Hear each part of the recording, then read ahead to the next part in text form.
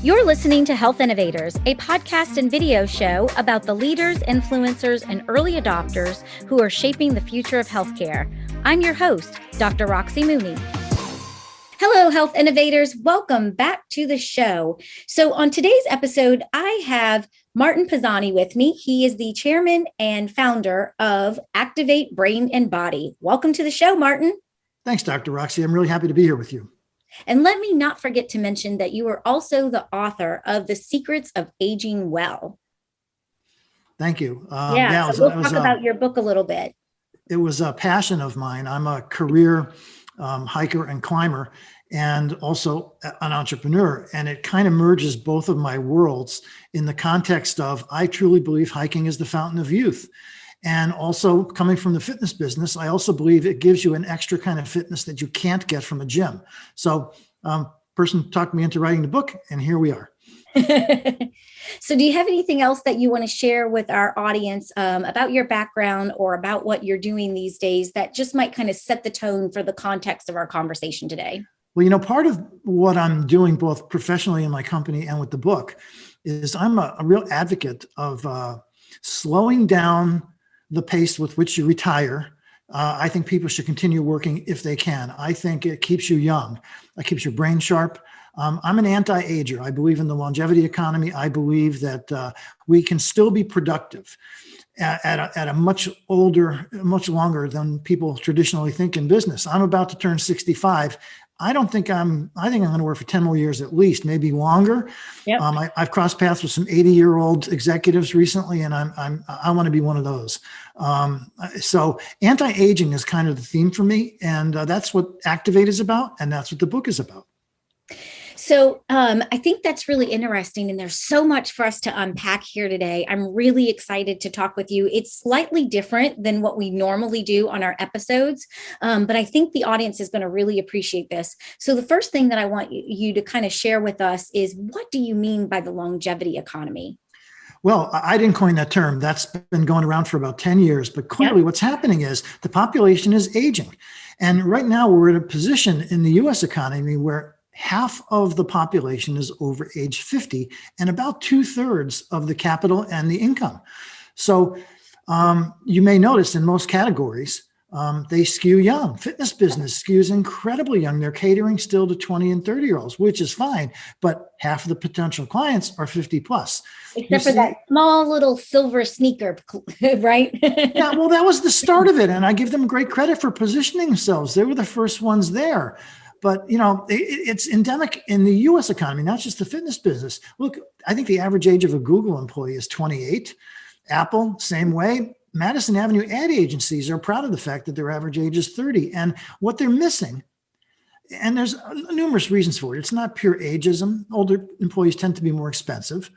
But what they're missing is the wisdom that comes from the years of experience you have. I'm proud of the fact that I have 42 years of business experience, and it's in various categories, in various roles, and various functions. And I feel my brain tells me I'm 40, but the years tell me I'm going to be 65. So that seems like a really good position to be in, because I have all the wisdom of the years, and I'm still energetic and fired up entrepreneur. So a lot of corporations should rethink their youth movement and start bringing back people of wisdom and experience. They can solve problems fast because they've seen it before. Well, it's interesting. One of the things that I've had another guest say a while back out of the Silicon Valley. So they have a tendency to have a lot of younger entrepreneurs. Right. But they said when you're raising capital, you want to have someone gray on your team. Yeah, I got that one covered. No question. But it's funny. Our company, we did this by design. By the way, I know you like to talk about pivoting. This is actually Activate 4.0. We've been doing this for 10 years. And this is our fourth pivot. And one of the things I realized at Activate 3.0 was that I was probably not the best person to be the CEO. I'm the chairman. I'm the founder, and I got the vision. But I needed some energy into the company. So we recruited a chairman and a CEO who were late 30s and their 40s. And in fact, we span 5 decades as a senior management team of 10 people. Wow, so we got our youngest guy is 28, our oldest is 74. And the perspective you get from that interaction is, I'm really thrilled about it. It's amazing how we think as a group of people. Yeah. Yeah. So, there could be some folks that are watching and listening to the show that are like, okay, well, how does this fit into like what the show is all about? So I just want to kind of put that out there. When I, started to get to know you and started to dig into your book, I was just blown away about how your story and the key topics that you're discussing are just like tons of metaphors for entrepreneurship. So there's a few things that I wrote down that I wanted to like talk about today. So let's just talk about, what do you mean by forget FOMO, which we all know, fear of missing out, right? And then what did you say? And then joy of being outside, Jobo. Yes, Jobo. Yeah. So joy of being outside. Tell us about that. Well, that was kind of just a weird afterthought. I was struggling to write a chapter about why the mental and the psychological benefits. And I don't know why FOMO got into my head. I guess I was on Facebook or something. And everybody, you get on Facebook and everybody's got FOMO to some extent. Right. Yep. So I in my bio somewhere, it says, I bring joy to the presentation because I'm a climber, and it's really a deeply emotional experience for me. And for some reason, it just popped into my head. There's the joy of being outside, and what that gives you when you do it. And that's one of the reasons I'm encouraging people with the book is right now, especially now, we've all been sequestered and socially distanced for a while. And I think there's a human need to be outside, not only, just out in your driveway, but certainly amongst nature in the woods. And you see this growing mindfulness movement. You see the forest bathing is becoming a thing, and it does improve your spirit. In fact, there's research that shows being outside raises your serotonin level. And as you know, serotonin is an antidepressant. So that's where the joy comes from. When you build into that, the exertion of hiking and climbing, and you achieve a goal, finish a trail, get to the top of something, there is a powerful feeling that comes over you that you've accomplished something. And that spills over into your everyday life. It gives you confidence. Yeah. And you gradually, in my case, you get to tolerate and be comfortable with risk. And I think that's a key issue for entrepreneurs. We're risk takers, right? Yeah. So the more comfortable you are with real risk, life-threatening risk, entrepreneurial risk doesn't seem so risky, actually. It's just, you get embarrassed or you fail or you lose money. You're not going to get killed in a startup usually, right? So, right. So willingness to accept risk and how to deal with it and cope with it is what you get from being outside. And there's a joy that comes with that. You have to like what you're doing. And so when you're talking about like hiking and, getting to the mountaintop, I mean, it just, to me, I just think that's like, I immediately think business. I immediately think leadership, entrepreneurship. So, from your perspective, how do those parallels work together in your own personal journey? Yeah, well, they're parallel. I can't separate them at this point. I think I come from a big corporate background, Fortune 100 companies. My career as a consumer packaged goods brand manager. I worked on Madison Avenue as a management consultant, big companies. I was known as an entrepreneur at the time, which is a common term, right? But that's not really risky. It's a safe way to be an entrepreneur. And I guess as I got older, I started to say, I'm capable of more. I want to do something beyond fixing other people's brands or managing brands or doing something that is kind of a cookie cutter job where you can be replaced by someone else. I want to do the new and the different. By nature, I like to explore. So what better career than to be a serial entrepreneur? And so, I've done 5 startups at this point, and that's what I really am. I'm an entrepreneur. I'm a serial entrepreneur. And it's because in my personal life, I'm a climber, and now I've toned that down a little bit. I'm more of a trekker and a hiker, but that's what comes with that. I can't separate them. So yeah. I can see that. So when you're thinking about your entrepreneurship journey, what are some of the metaphorical mountains that you have hiked, and some of those, you talk about false starts.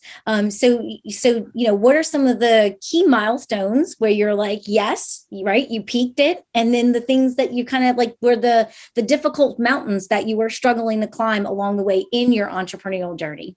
I could literally spend 2 days answering that question. It's such a fun subject for me. Let me see if I could summarize it. When I joined the fitness industry, I didn't have any fitness background other than having been a member of a club for a long time. So I had a consumer's knowledge.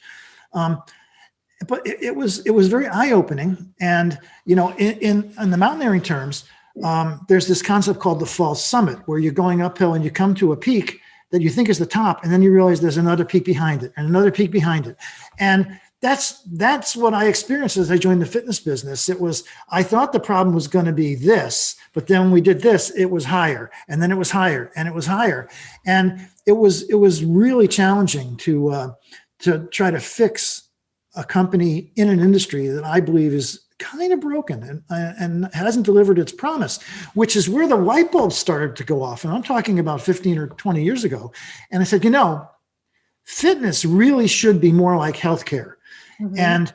And by the way, doctors should feel comfortable writing prescriptions for fitness instead of looking down on the fitness business. Yeah. And that's where the idea for Activate really started. It was, how can we move the fitness industry closer to healthcare? And so we didn't coin the term, but we kind of borrowed it. We are trying to reposition, re-engineer the fitness business as upstream preventive healthcare. And that requires adopting policies and principles that are more like healthcare than they are with fitness. Fitness business really doesn't care about outcomes. It doesn't care about compliance. It doesn't care about following the program. And so, our venture is moving us closer to healthcare because of that. And I think on the other side of things, the healthcare industry thinks about prevention a different way. Like, for instance, blood pressure medicine is considered preventive healthcare. Well, to a fitness person, that's maintaining a bad situation. Right. Upstream preventive healthcare means prevent the person from needing high blood pressure medicine or heart medicine in the first place, and treat the condition before it even occurs. Prevent the condition from happening. So fitness really at its best is upstream preventive healthcare. But at its worst, it's just people fooling around at a gym, not getting results, and going from gym to gym, pretending they're complying with some kind of a program. So we're trying to kind of move closer to healthcare. Yep. So let's talk about these false starts a little bit more, because I think that I don't have enough people that come on the show that are willing to be that candid and that transparent about their failures, right? So we all, it's like really cool and trendy right now to say failure's fine, it's great, you got to just fail fast kind of thing. But really, and there's still so many people that think that, everyone should fail. That's part of the process when they're talking about other people, but it's completely different when they're talking about it personal. Or when it's in the rear view mirror 5 years, 10 years ago, it's so much easier to talk about versus if I'm saying right now, I'm really struggling. I'm not sure if I'm able to make payroll next week. So anyway, so just with that context, just tell us a little bit about that journey, because I think that it could be inspiring and encouraging and wisdom for the people that are in the audience today. Okay, well, I never really admit I failed. Okay. I think there's an old adage somewhere, I think it's a football adage, you just run out of time. You haven't lost, you just ran out of time. And I think that that's somewhat true. Not that I've finished every game I've started, but I think, first of all, you have to be relentless to be an entrepreneur. And you have to be able, not only be willing to accept the risk, but I view failure more as a time to rethink and relearn. There's good failures and there's bad failures. If you learn from something that enables you to do the next venture or a reinvention of the idea, that's a good failure. And all of my failures pretty much have been good failures, especially now with this Activate Brain and Body venture. Again, we've been at it for 10 years. We weren't in any hurry. And a couple of our pivots were deliberate because we thought we were ahead of the science and ahead of the market. So we reconfigured a few times, but we've learned something from each iteration of the company we started. So, and fortunately, we had the persistence and the vision to keep at it. And now, we're funded and we're about to come to market after a 10-year journey. Which, by the way, I've got people who have been with me this entire 10-year journey because we share a mission, and we're all driven by what we're trying to do here, which is reinvent the fitness business as upstream preventive healthcare. And in doing that, we also believe that we are radically improving the trajectory of aging. As I said, I fully believe in anti-aging and keeping at work. And I know that exercise and the kind of fitness programs we're creating can keep you young, keep you active, keep your brain sharp, and keep you walking uphill. Yeah. Yeah. So how does that, right? So most of the people in our audience are either, I think it's interesting because, I can say with 100% certainty that everyone in our audience has this one thing in common, right? Whether they're the entrepreneur, solopreneur, or they're the corporate innovator, or, somewhere in between, we're all aging. And so how does what you're passionate about, how does your cause and everything that you are advocating for affect the business leader, the healthcare leader, the entrepreneur? Like we're all aging, but how does what you're talking about make their life better? How do they benefit? Sure. Mm-hmm. Well, there's the basic understanding of fitness. Fitness gives you more energy. So there's that. You need energy. You need to be able to persevere, and the energy of an entrepreneur is critical. But it goes way beyond that. Actually, the kind of programs that we're talking about with Activate actually do create a physiological improvement of your brain. And by the way, so does hiking. There's something very unique going on here. Most of us remember how we were taught that you're born with a finite amount of brain cells and right. You can't do anything about that. Well, in the last 10 years, neuroscience has come a long way. And there's this thing called neurogenesis and neuroplasticity. And we've learned that not only can your brain build new brain cells through certain kinds of exercise, but it's flexible in that it can learn new routines. And when you use your body in certain ways, you're actually building new neural pathways. Those neural pathways control everything you do. So basically, it makes you sharper. It makes you more creative. It makes your brain work better. It improves your spirit. It increases your executive function. It increases your reaction time. It increases your memory.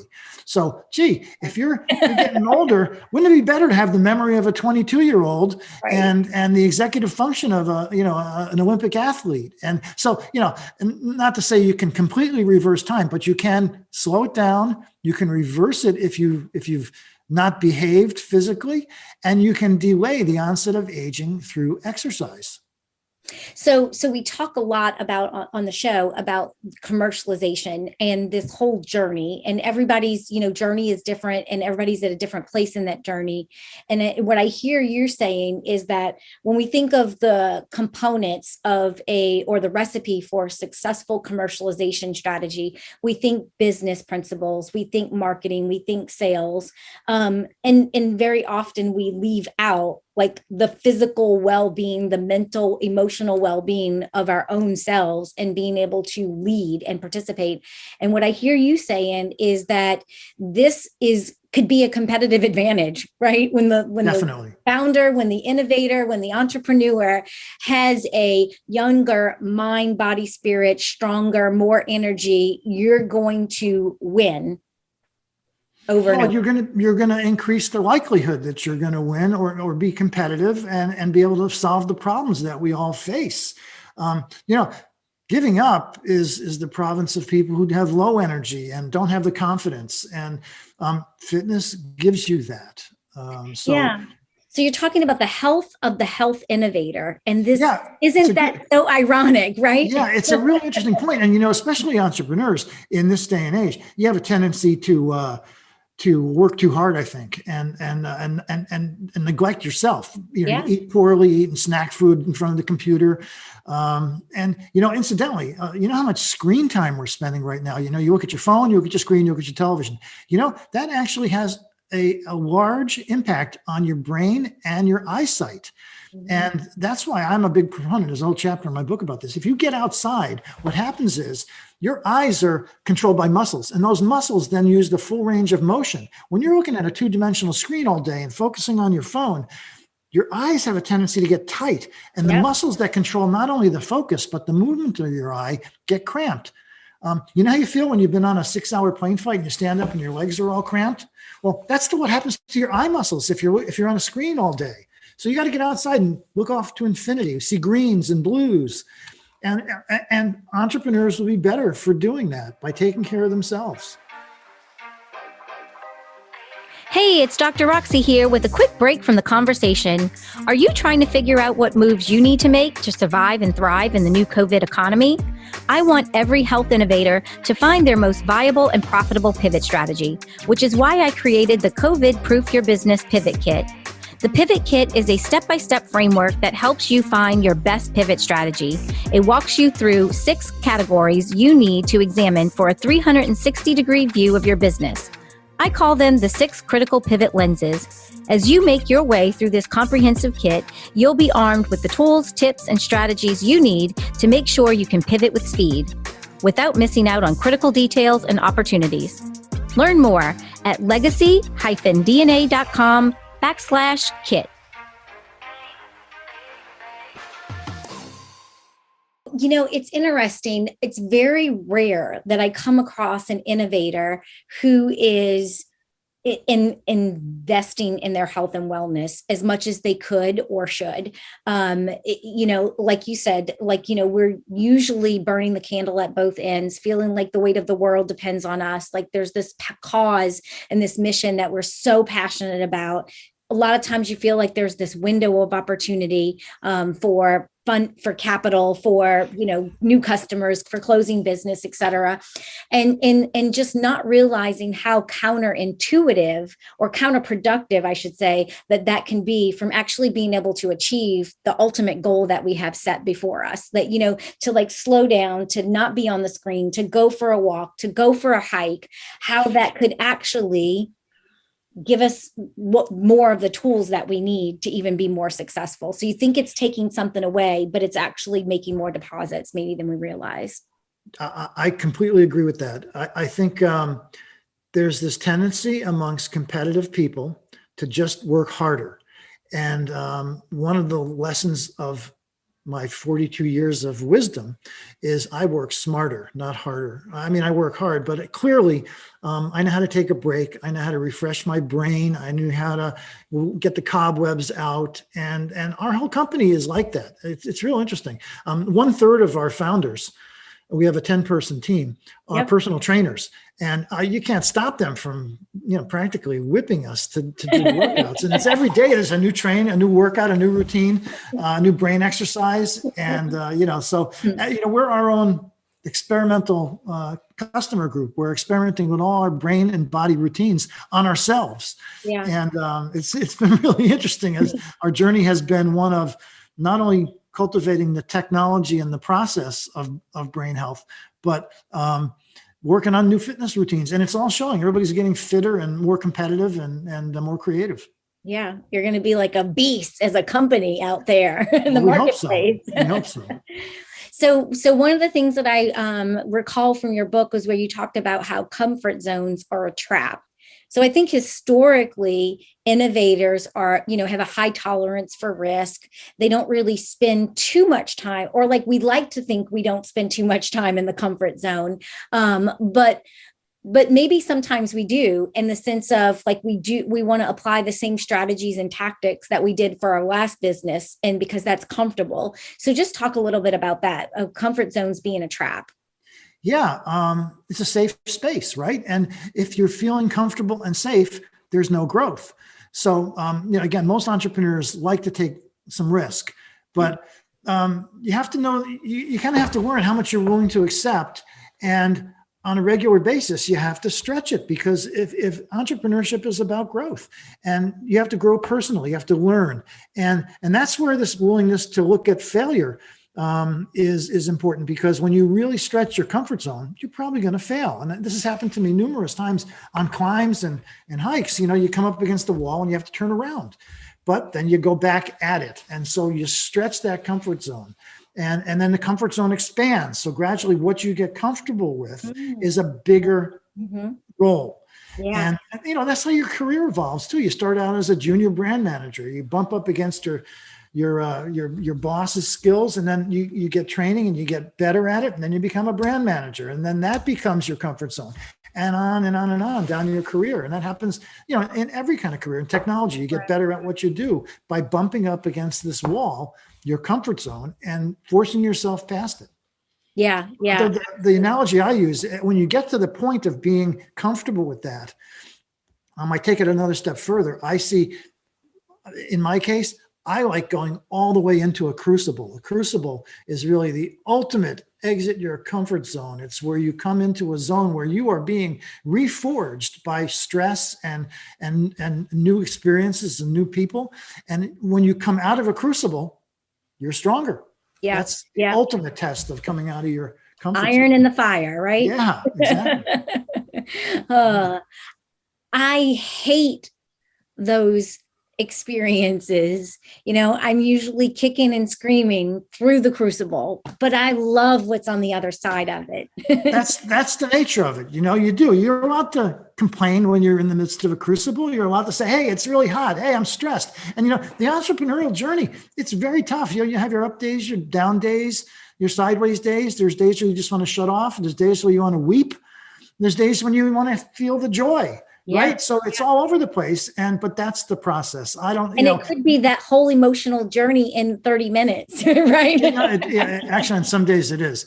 But, that is the nature of this. Yeah. And you should accept it. The advice I've been giving to some people lately is, this is the process. You have to like the process. You might as well enjoy the ride, because you're not going to be that 1 in a million startup or company that everything goes right the first time and you raise all your money in one round 2 weeks after you present your PowerPoint. It just doesn't happen. Lightning only strikes once a year, maybe. Right. And there's thousands and thousands of people trying to do the same thing. So don't expect to be the one who gets struck by lightning. You've got to go through the process, and you might as well enjoy it because it's fun.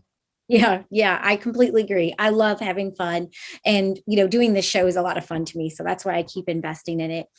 And meeting great people like you. So you've got a really broad and deep experience and background in sales and marketing. And obviously those are two critical functions of the commercialization process. So is there anything that you can think back in your experience and say, these are strategies or tactics that I recommend? I mean, obviously every business is different, but things that have maybe been key to your commercial success and you being able to move the needle that you would want to share with our audience. This is not only part of my entrepreneurial experience, but also my big corporate experience. And I'm first and foremost a big picture strategy guy. I can appreciate guerrilla tactics and hacks and all that stuff that a lot of entrepreneurs gravitate towards because they're fun.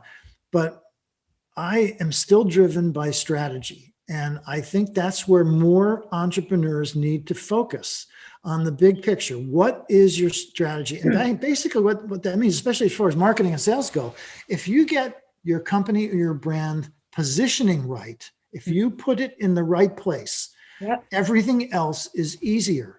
You're not on the defensive. You can find what I call white space in the category or the blue ocean, all those strategic terms. That's where you got to put your company and your brand. And once you've got that, you're not in a share fight. You're not knocking heads with your competitors. And then sales and marketing gets much easier. It's easier to be creative through perfect positioning. And that's where more people need to focus their time, is on the big picture. Yeah. There's a couple of examples that always come to mind when I think about positioning. The Schlick razors, right? Or Dollar Shave Club. Oh, Dollar Shave I Club is mean, a great when one you think, recently. right, when you think about this guy just as an entrepreneur deciding I'm going to start a business, and you know what I'm going to do? I'm going to go the biggest incumbents that have such strong brand equity, such deep pockets financially, but I'm going to go in and compete against them and talk about white space and positioning, blue ocean, wow, and stealing market share every single day. It is one of the best case studies of recent years. I've used it in presentations myself. Yep. I used to do a presentation about David versus Goliath. Yeah. And I used to be Goliath, but I've learned how to beat Goliath by being Goliath. And now I like the David position. Yeah, Dollar Shave Club is one of the best Davids to come along in a long, long time. I also always think back, Fred Smith, the founder of FedEx, before he put that company there, talk about perfect position. There was no competition really, other than the slow. Nobody even thought they needed it. And then all of a sudden it was like, oh yeah, overnight, cool. So, and that business has reshaped the global economy. Expedited delivery has changed everything. So if you position yourself right as an innovator and you're differentiated and meaningful, and that's the key thing. A lot of people know about differentiation, but they don't differentiate in a way that's meaningful. If you're just different and it's not something that your target customers value, what use is it, right? and then what happens is, if it doesn't work, what do? You cut your price, and that's what happens. There's only two basic strategies. It's one of those two, and that's why you see a lot of people quickly failing to hit their numbers, and then they start doing price competition, then they've killed their brand. So it's pretty simple when you think strategically. So many people think tactically and start there. It's a big mistake. Yeah, I completely agree. I can't tell you how many entrepreneurs or innovators reach out to us. They have an idea, and when they're thinking about a agency or a partner, they want to hire us to do a logo, to create a logo or a website. And I'm like, well, wait a minute. Have you done all the strategy, right? Do you, like, your messaging strategy, your value proposition, your brand strategy? Like, do you know who you are and how you're going to introduce yourself into the world? How are we going to go from I have an idea to a logo and a website? I mean, that's like a recipe for failure right there. Yeah, and I think it continues to spiral downward. I think I hate to be critical of the Super Bowl ads, but this was a really low point for me. There was not a lot of strategy behind a lot of that, because most people were focused on the tactic of getting attention. I just want some easy attention, and I think that comes from a generation that's used to social media. Social media is all about hacks to get attention, and there should be some strategy behind it. Sometimes it takes a little longer to do the strategy piece, but I think you have to pull back and ask yourself, what am I doing? Where am I positioned? What am I trying to accomplish? Not how do I get more clicks? How do I get more eyeballs to watch my ad? Yep. All those vanity metrics. Yeah, no, I know. So as we start to wrap up here, I before we wrap up, I would like to have you just talk about, you've done so many speaking engagements in all kinds of different forms and fashion. And then, of course, you have your book that we've touched on quite a bit today.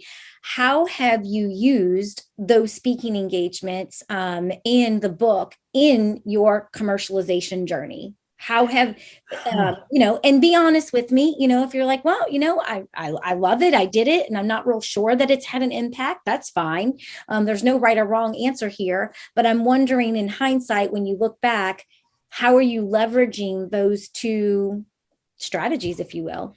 Well, it's funny you say that. The book launched right in the middle of COVID. And Activate was intending to be open September 1st, 2002, right in the middle of COVID. So we're a year late on all of this stuff. In fact, you talk about speaking engagements. I was set up to speak at a variety of REI stores around the country on my book, which they love, because get outside. Right, exactly.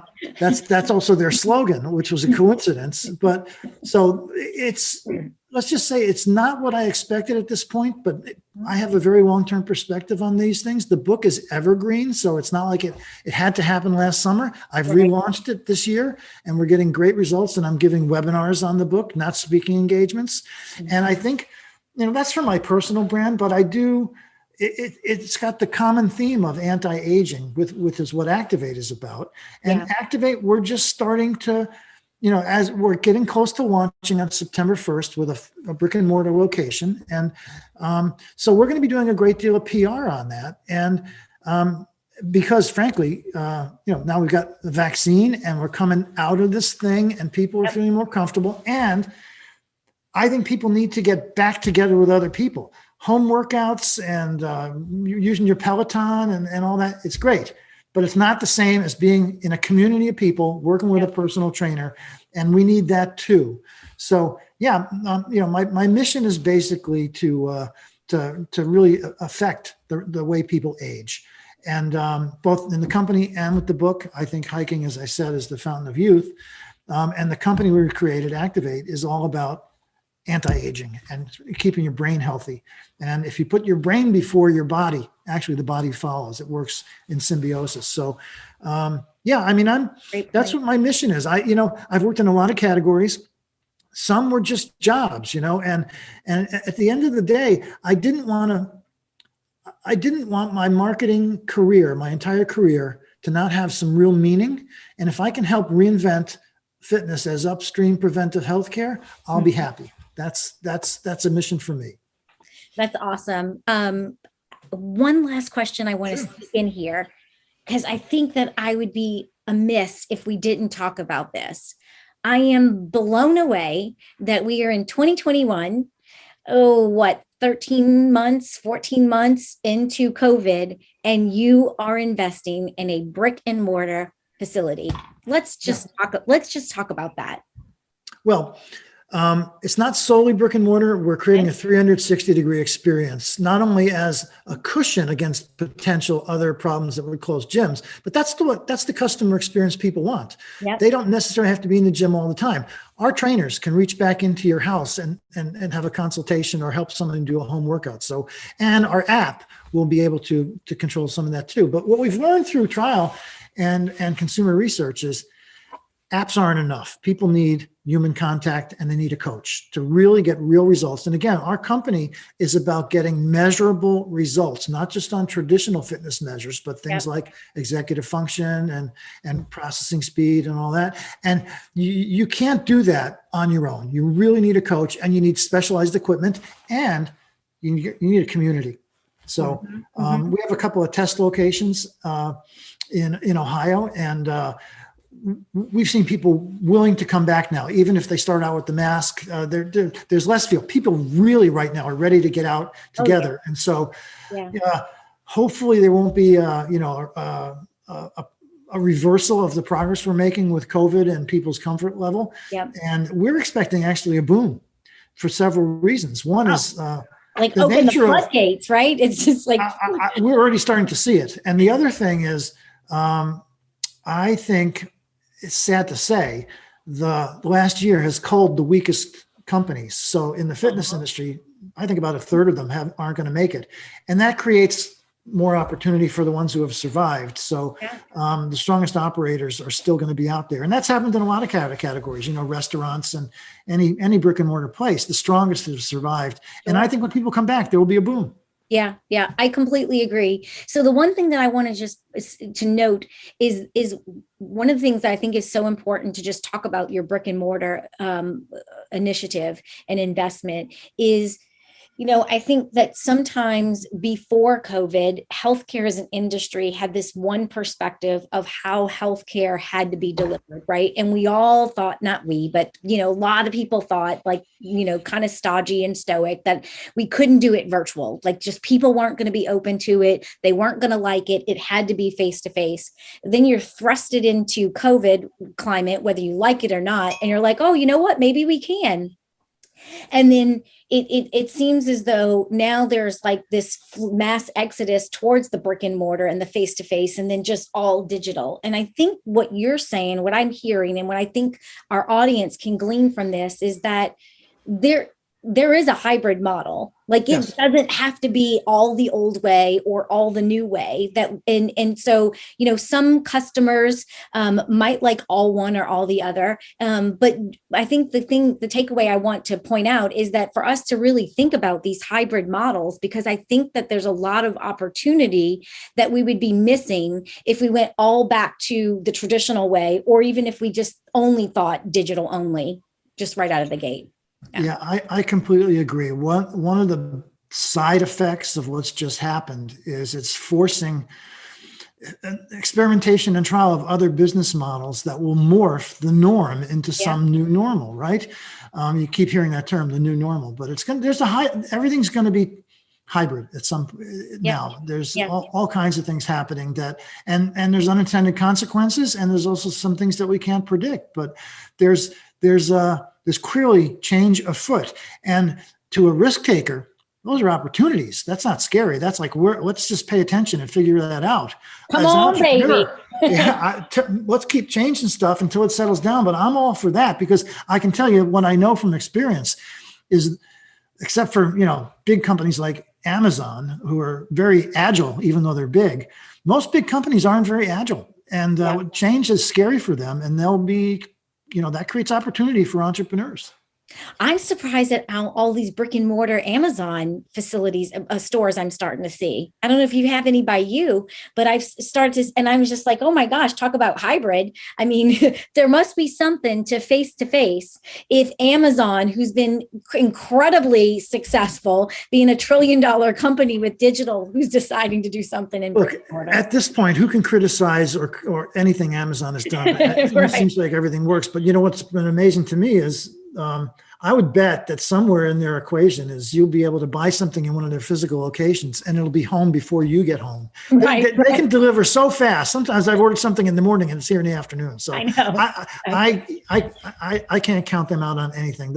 I think they're probably going to ultimately get into healthcare in some fashion. Oh, they are. They already are, right? So I mean, many levels. Mm-hmm. Yeah. So I think, it's players like Google and Apple and Amazon that are going to help facilitate or forge more of the acceleration of rethinking and reimagining healthcare with those types of companies getting into the mix. At the same time, as those companies get so gargantuan, there's always a counter movement, and that is going to create space for smaller companies that can create a more personalized experience. Amazon, they do a great job being personal, but it's digital. And so I do think that as the pendulum swings over there, there's always something over here that you can find that's probably face-to-face, personal, smaller. So I guess it's the benefit of having lived through a couple of pendulum swings.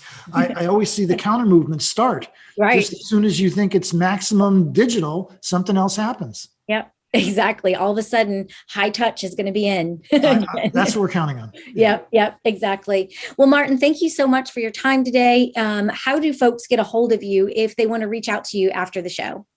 Yeah, I'm all over social media, and I encourage contact. I love LinkedIn connections from people who are interested. I'm on Instagram and Facebook. And because my last name is spelled unusually, I'm the only one with that last name. You can find me pretty easily. That's awesome. Great for your brand. My brothers, but you'll find me. If you want to find me, just Google me. Awesome. Thank you so much. Thanks, Dr. Roxy. This is fun and you're great. I really appreciate it. Thank you so much for listening. I know you're busy working to bring your life-changing innovation to market, and I value your time and attention. To get the latest episodes on your mobile device automatically, subscribe to the show on your favorite podcast app like Apple Podcasts, Spotify, and Stitcher. Thank you for listening, and I appreciate everyone who shared the show with friends and colleagues. See you on the next episode of Health Innovators.